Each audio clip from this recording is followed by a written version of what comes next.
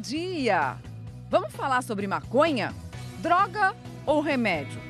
A ciência já sabe que alguns princípios ativos da planta ajudam pacientes com câncer a controlar a ansiedade e a sentir menos dor durante o tratamento com quimioterapia. Um remédio do qual eu não abro mão. Quem também não abre mão são pais de crianças com epilepsia, como o Pedro. Há 4 anos, ele passava a maior parte do tempo deitado. Tinha até 30 convulsões por dia. Para mim, é um milagre. Pedro hoje olha pra gente, agarra a gente, brinca com a gente, sorri pra gente, atende a comandos, ele se relaciona. Mas e fumar maconha? É perigoso? A ciência também já sabe que sim, principalmente para os adolescentes. E quem vai explicar tudo isso pra gente é o psiquiatra Dr. Arthur Guerra de Andrade e também o neurocientista Dr. Siddhartha Ribeiro. Você tem dúvidas? Apostamos que sim. Manda pra cá 4002-2884 ou usa a hashtag Você no Bem-Estar. Já chegou a participação, vamos dar uma olhada aqui no comentário. A Manuela: parabéns por falarem da cannabis, ela salva vidas, tenho fibromialgia e mais de 100 problemas que ela causa. A cannabis me mantém viva. Obrigada, Manuela, pela sua participação. Então vamos lá com coragem responder a pergunta que a Mariana abriu o programa de hoje. Tá aí, tá na tela. A cannabis, a maconha, é droga ou é remédio? Sobrou para o senhor, doutor Arthur. Vamos responder essa pergunta. Fernando, bom dia. Bom dia. Bom dia. Sem a menor dúvida, para a medicina, a maconha é droga e tem também propriedades medicinais. Ela não é uma droga que atinge todo mundo com o mesmo impacto e na parte medicinal ela afeta algumas pessoas que têm doenças como essas que foram apresentadas agora. Que essa telespectadora relatou. Isso, aí sim, mas ela não é uma droga milagrosa medicinal que vai resolver tudo em relação a isso.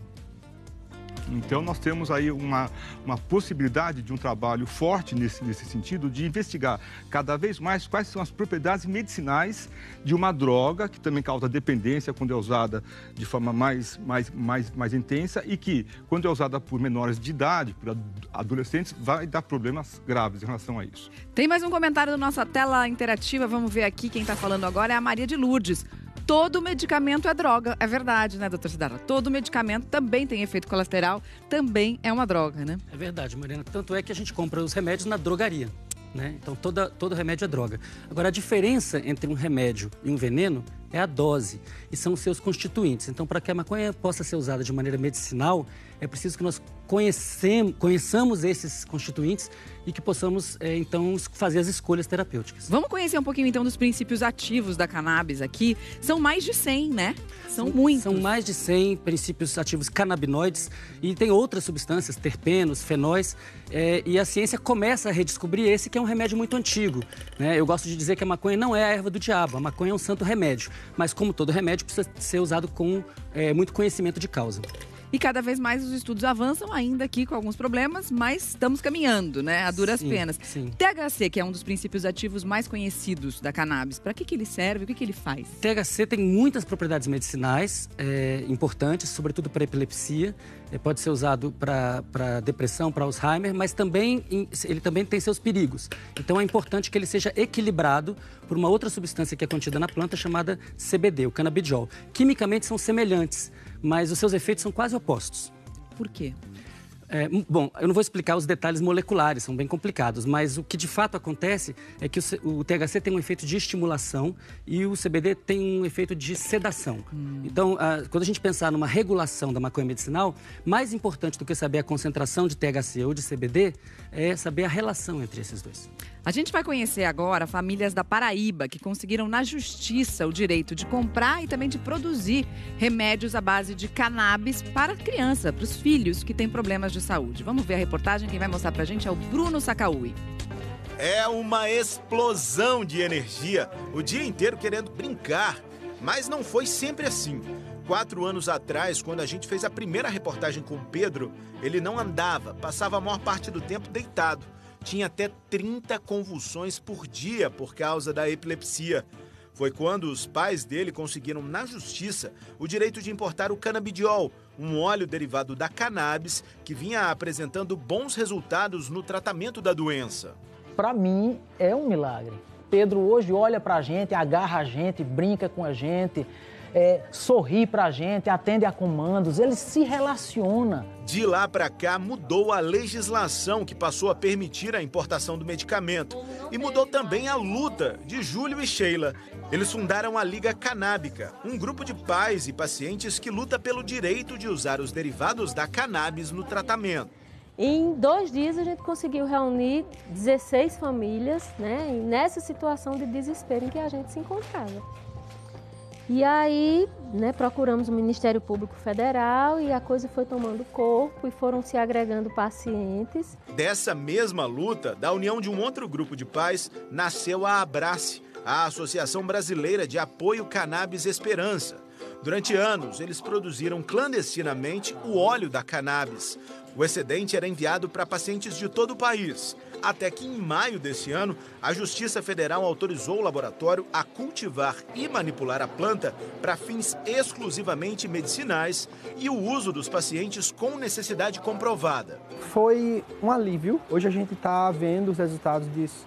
Então, foi muito certo que a Justiça fez, né? Dar uma chance de que nós pais, né, nos uníssemos e produzíssemos o nosso próprio resultado, né? Hoje, a Abrace produz óleo, pomada e spray que são distribuídos para cerca de 1.000 pacientes em todo o Brasil. Quem tem condições paga uma taxa de aproximadamente R$ 150 por mês, muito menos do que é cobrado pelo remédio que vem de fora do país. Diferente do que muita gente pensa, há vários tipos de cannabis. Só que no laboratório estão sendo testadas 27 espécies de diferentes partes do mundo. O que varia entre elas principalmente é a concentração das substâncias que são extraídas para a produção do óleo. A partir da extração, nós conseguimos vários canabinoides, mas a gente se detém ao THC e ao CBD. A partir do que o médico prescreve, a gente vai fazendo o óleo e encaminhando. Os pais reconhecem os avanços conquistados nos últimos tempos, mas dizem que a luta está longe do fim. O meu desejo era ir para a praia com meu filho. Ele convulsionava o tempo inteiro e tinha que vir para casa. E hoje, ontem mesmo, passei a manhã na praia com ele, brincando e corre. É outra vida, né? A gente já falou algumas vezes sobre esse assunto, agora tem uma recomendação expressa da Anvisa que esclarece que autoriza apenas pessoas físicas a importarem o produto à base de canabidiol por tempo determinado e com uma quantidade limitada prescrita por um médico. O primeiro medicamento brasileiro contendo cannabis sativa foi registrado pela Anvisa em janeiro do ano passado. A Anvisa informa ainda que acompanha as discussões legislativas sobre a regulamentação do plantio para fins medicinais ou de pesquisa. E o doutor estava dizendo que existem também diferenças no organismo com relação àqueles componentes da maconha que a Mariana estava explicando ali, né, doutor? Exatamente. Nem todo mundo pode tomar. Não, o canabidiol, sem sombra de dúvida, tem propriedades medicinais e precisa ser pesquisado, precisa ser cada vez mais investigado aonde que ele funciona e com que resultado que ele dá. Agora, o THC para medicina é a parte ruim, é a parte onde dá dependência, onde tem alterações cognitivas, que significa alteração do pensamento, da memória, da concentração, onde dá sedação, dá a sonolência, dá o que eles chamam de brisa. Então, essa parte não é considerada para a medicina um dado positivo de quando se fuma maconha. Então, essas duas ações, elas precisam ser combinadas. Quer fazer a pesquisa em cima do canabidiol? Puxa vida, excelente. Da pílula, né? Não estou falando de fumar. Quer usar o fumo da maconha, onde tem o THC, seja a maconha prensada, seja haxixe, que é mais forte, seja skunk mais forte ainda, puxa vida, aí nós vamos ter complicações. É aí que está o grande desafio, né? Tem uma dúvida do nosso auditório virtual sobre esse assunto. Vamos dar uma olhada aqui, ó, a Fabiana. Existe diferença terapêutica entre o CBD refinado para os que são produzidos pelas famílias e associações? Mariana, o CBD é o mesmo. O problema é que quando existem entraves para a pesquisa, as associações muitas vezes não sabem as dosagens. Então é importante criar alternativas através das universidades, dos institutos de pesquisa, para que essas associações possam ter todo o controle que um medicamento vendido na farmácia tem. Tem a rótulo, né? Tem a bula, embalagem direitinho, tudo isso. Vamos dar uma olhada aqui na ação no nosso cérebro para a gente explicar um pouco melhor aqui do que acontece no nosso corpo com a presença desses princípios ativos, né? Como é que a cannabis age no corpo, doutor Siddhartha? A cannabis age de muitas maneiras diferentes, mas para a gente pegar o caso do Pedro, o caso de uma criança com epilepsia congênita, uma pessoa que tem problemas de sincronização de neurônios. O que é a epilepsia? São os neurônios funcionando todos ao mesmo tempo. Isso não é bom. Então, o que a cannabis faz, tanto o CBD quanto o THC fazem, é diminuir essa sincronia. Então, essa comunicação aqui, que estava acontecendo toda ao mesmo tempo em muitos neurônios diferentes, ela começa a acontecer com um certo grau de organização. Na verdade, é uma pequena desorganização. É uma desorganização. E essa desorganização permite que o cérebro como um todo pare de produzir a convulsão. Então, essa ação terapêutica acontece nesse espaço aí. Exatamente, na sinapse, né? O contato entre dois neurônios. Mas, doutora, a gente já falou aqui algumas vezes que não existe almoço de graça. Isso se referindo aos riscos e aos benefícios de qualquer remédio. Falando do remédio como droga, porque é uma balança. Existem os benefícios, às vezes eles podem ser maiores ou menores que os riscos. Quando a gente fala da maconha como remédio, a gente está colocando ela na balança também. É isso mesmo? É isso mesmo, é isso mesmo. Por isso que, do ponto de vista de benefícios, do ponto de vista médico, deve ser prescrita por médico, obviamente. Trata-se de um erro primário, tentar utilizar a maconha com benefícios medicinais pelo próprio uso, ou pelo bom senso apenas. É o médico que tem que prescrever a maconha de forma oficial, de forma regular, de forma terapêutica. Por isso mesmo, Fernando, que os médicos têm um certo receio em prescrever maconha de forma mais simples, como efeito terapêutico de alguma doença que tem outros remédios, outras terapias que são mais efetivas. Eles acham que os riscos podem ser maiores que os benefícios. São duas coisas. Além disso, nós não temos certeza quais são as consequências adversas pelo uso crônico da maconha. Os riscos, então, aumentam de forma significativa. Os riscos. A gente vai ver agora, doutor, a prescrição da maconha, da cannabis, para pacientes oncológicos que sofrem com as consequências da quimioterapia, da radioterapia, enfim. São pacientes que estão tratando de câncer e aí usam a maconha para minimizar os efeitos desses problemas. Vamos ver a reportagem. A Gabriela tem uma energia e uma vontade de viver contagiantes. Quem olha para toda essa disposição não imagina que ela está na terceira luta contra o câncer. Uma metástase no fêmur e no fígado que teve origem na mama em 2012. Comecei de novo o tratamento agora em novembro. Fiz a primeira aplicação da quimioterapia semana passada. Essa semana eu teria feito ontem, mas minha imunidade acabou caindo bastante, então a gente segurou. Como a maioria das pessoas que passa por quimio e radioterapia, a Gabriela sente os efeitos colaterais. Tem um momento do tratamento oncológico em que o paciente ele passa por uma inapetência, né, que é a falta de vontade de comer. E também em relação ao sabor dos alimentos. O alimento perde o sabor. Normalmente o que pega mais para mim é a náusea. E dessa última vez foi bem difícil. A semana passada foi assim bem dura mesmo. Um enjoo que comer fica um pouco complexo assim, porque coisa quente dá enjoo, o cheiro, às vezes um cheiro específico já enjoa. Para acabar com esse mal-estar, o que tem feito a diferença na vida da Gabriela é a cannabis medicinal, que ela toma com prescrição médica e autorização da Anvisa para importação do produto. Ele vem numa capsulinha assim. Tá vendo? O olhinho ali dentro. E eu optei por tomar à noite, porque eu acho mais tranquilo também, porque também já vou dormir, descanso, e ele já me ajuda, né, nesse processo mais de também ficar mais tranquila, dormir bem. Cannabis, ela devolve esse paladar, inclusive melhorando o sabor do alimento. Então o paciente ele acaba comendo mais do que ele comeria antes e impede então a perda de peso, às vezes a inanição. que tem um comprometimento sério do sistema imunológico quando o paciente entra nessa situação. Pesquisas científicas também comprovam que a cannabis ajuda a controlar o humor, alivia sintomas da depressão e da ansiedade e age ainda como um analgésico.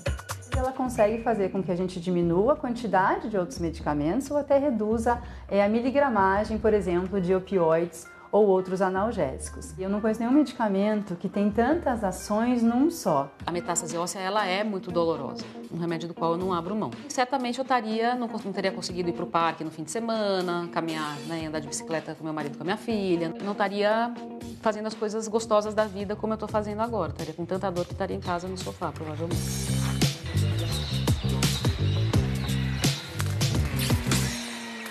Muito legal, Gabi. Obrigada pelo seu depoimento, viu? Tem mais uma dúvida do nosso auditório virtual aqui, ó, da Camila. A maconha pode causar esquizofrenia? Pode? Não, a maconha não causa esquizofrenia. Isso ficou bem demonstrado num estudo recente com mais de 180 mil pessoas. E o que se verificou é que existe as pessoas que têm esquizofrenia buscam cannabis, talvez até como remédio. Mas as pessoas que fumam cannabis não se tornam esquizofrênicas. Entretanto, as pessoas que têm uma propensão à esquizofrenia devem evitar o THC especificamente. Podem, inclusive, utilizar uma maconha que tenha muito canabidiol, mas não devem utilizar maconha com THC, como de resto não devem usar álcool. Doutor, nós temos também uma pergunta da internet, mais uma, vamos ver aqui. Fumar maconha faz mal? O Biel está perguntando. Essa pergunta, ela é muito ampla, né? Muito ampla. Quer dizer, do ponto de vista médico, mais uma vez, você ingerir uma substância que vai descer pela sua traqueia, vai para o pulmão, faz uma relação com os alvéolos e vai agir no cérebro, e você não saber, Fernando, o que tem, do que se trata, qual composição, eu acho que é de um risco, acho de uma ousadia, acho de um perigo para a saúde muito grande. Faz mal? Obviamente, qualquer coisa que você ingira, o nosso ar faz mal, o tabaco faz mal, a maconha, ela vai ter um efeito abrasivo, evidentemente, que não vai fazer bem, óbvio, né? Ninguém defende o uso terapêutico da maconha, Siddhartha, para algum distúrbio pulmonar. Eu estou com uma traqueite, eu estou com uma alteração, eu estou com um problema pulmonar, outro, eu vou fumar uma maconha para ver se dá uma aliviada. Não se faz isso, de forma alguma. É lógico que essa pergunta, ela vai para frente, a gente ficaria aqui até muito tempo. Daqui a pouco a gente fala mais. Eu imagino que o Biel seja um jovem, mas depois a gente pode falar sobre o efeito da maconha no cérebro dos jovens. A gente fala daqui a pouquinho, depois do intervalo, a gente volta logo rapidinho, tá bom?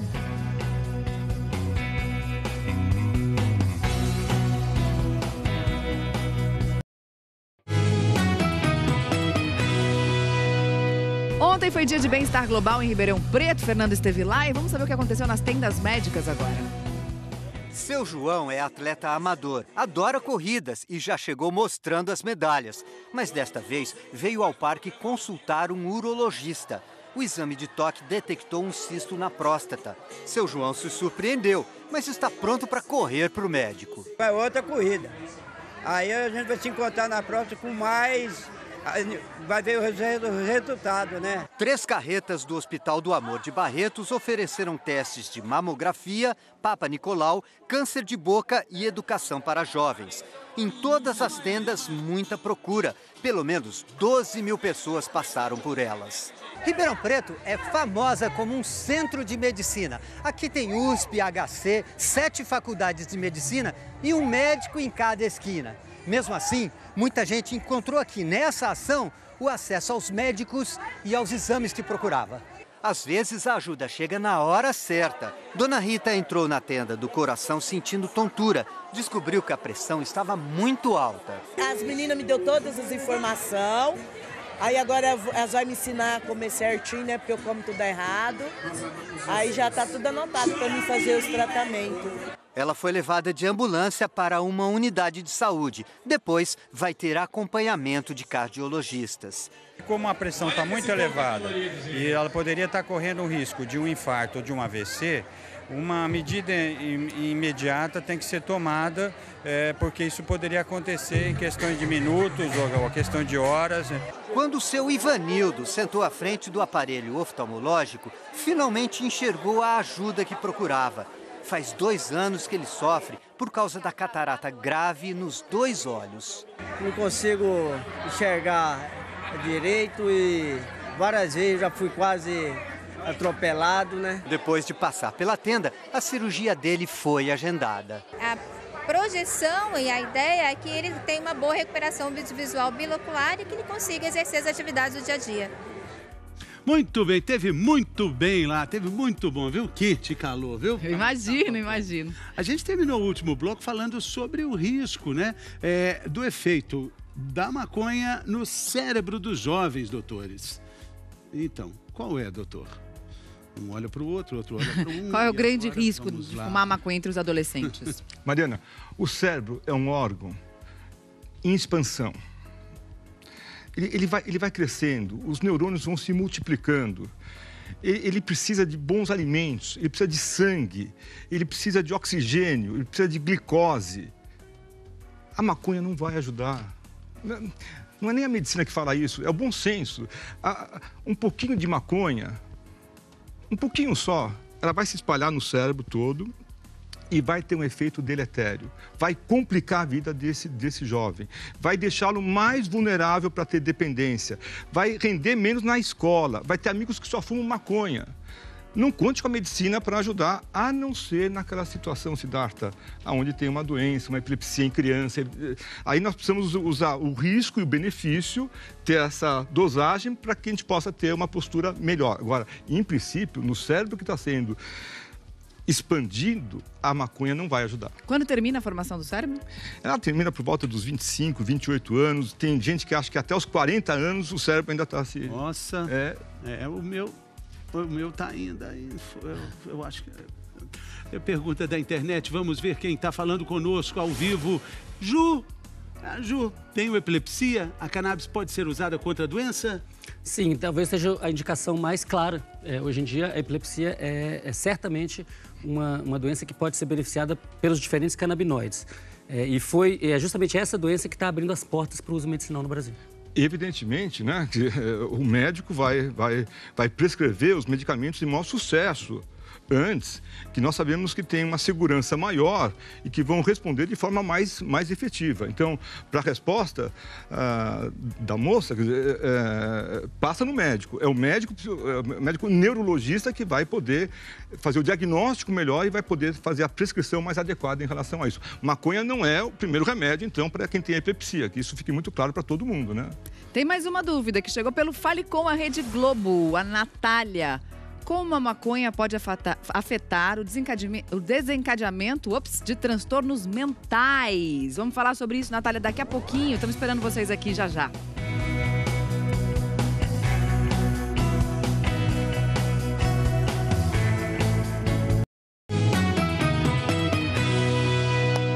G1 em 1 minuto agora.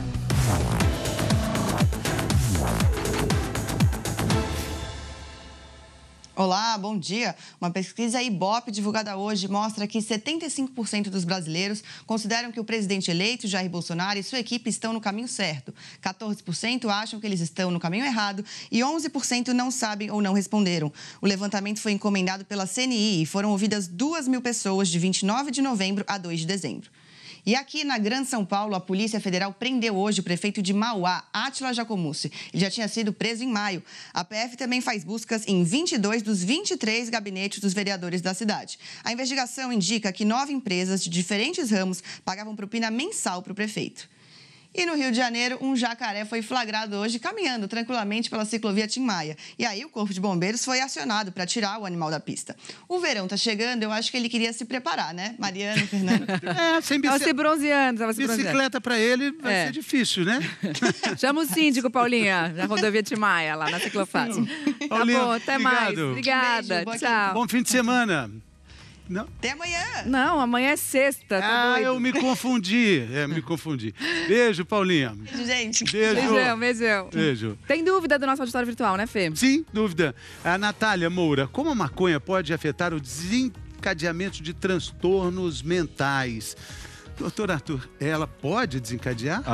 Olha, nós temos cada vez mais estudos que demonstram que a maconha, ela vem cada vez com uma concentração maior de THC. Isso daí abre a porta, deixa a pessoa vulnerável, especialmente para quem tem uma facilidade para ter o transtorno mental, esquizofrenia, ou um quadro de depressão, ou transtorno de pânico. A pessoa já tem essa facilidade, ela vai fumar maconha, pronto, isso explode, aparece. Como se fosse um gatilho? Como se fosse um gatilho. Ela pode não ser a causa direta, mas ela facilita que a pessoa tenha o que nós chamamos o primeiro surto, o primeiro momento onde ela de repente fica alterada, fica louca, fica psicótica. Até porque a gente não sabe hoje em dia o que há na maconha, né? Não há uma regulamentação para que a gente saiba o que tem exatamente na planta, né? Na concentração, naquilo que a gente está usando, enfim. Então pode ter outras drogas, como o senhor falou, pode ter muito THC e pode ter outros contaminantes que a gente não sabe que tem. Exatamente, Mariana. Por isso que é um perigo, né? Como é um produto que não é controlado ainda hoje, né? Como é um produto que é feito de forma ilícita, como é um produto feito em geral, para ser vendido também de forma ilícita pelo tráfico de drogas, por facções criminosas, etc., eles enxertam cada vez mais coisas, obviamente que não são coisas saudáveis, não são substâncias, não são vitaminas, não são verduras, não são coisas boas, e vão dar sempre um efeito negativo, um efeito ruim. São coisas para fugir da fiscalização, porque ela não é liberada. Em países onde ela é liberada, aí e tudo isso está listado, né, doutor Siddhartha? Exatamente. É justamente por isso que é preciso legalizar e regulamentar a maconha. A maconha é uma planta de uso medicinal milenar que a ciência vem redescobrindo e está virando uma revolução médica. Mas enquanto nós estivermos na situação da ilegalidade, como o doutor Guerra falou, fica muito difícil proteger os usuários, medicinais ou não. Sim, exatamente. Tem a pergunta da internet para a gente dar sequência a essa conversa. A Lucy, cannabis ajuda no tratamento da depressão ou ansiedade, doutor Siddhartha? Sim, o THC e o CBD em doses baixas, e sobretudo em modelos animais, já se mostrou, podem ter propriedades antidepressivas. Em doses altas, o contrário. Geralmente, as substâncias têm um efeito em U invertido. Então, você vai aumentando a dose, tem um efeito desejado, e depois continua aumentando a dose e o efeito desejado vai embora, e aparecem os efeitos indesejados. E é por isso que a gente precisa, então, ter uma bula. As pessoas precisam saber o que estão consumindo. Ninguém morre de overdose se souber a dose. No caso da maconha, não há overdose conhecida, mas há prejuízos causados por um excesso de dose. Mas, Mariana, desculpa, maconha, Siddhartha, não é o remédio de primeira escolha para quem tem depressão ou quem tem ansiedade. Por que eu estou falando isso? De repente, alguém que está nos ouvindo agora e que tem depressão ou tem ansiedade, fala, bom, em vez de eu passar no médico, no psicólogo, eu vou fumar um baseado, porque isso talvez melhore o meu quadro. Primeiro que é ilegal, né? E depois essa automedicação, esse autodiagnóstico é de um primarismo muito preocupante. Eu acho que vocês passaram bem esse recado. Tem um comentário, inclusive, no nosso auditório virtual, aqui, ó, da Laiane. Parabéns, Bem-Estar, pelo assunto de hoje. Vai ser fundamental para sanar muitas dúvidas e nos tirar da ignorância. Laiane, muito obrigada pelo seu comentário. A gente também achou um tema fundamental. Vamos voltar a esse assunto em breve aqui no Bem-Estar. Queria agradecer todas as perguntas, as participações de vocês. Ótimas. Obrigada, viu? De altíssima qualidade. Muito obrigado, doutores. Muito obrigado. Se cuida, gente. Vem aí, Fátima Bernardes, com mais um encontro. A gente volta a se encontrar amanhã. Amanhã que é sexta-feira, Fernando Rosa. É isso. Chegou de novo. Até lá.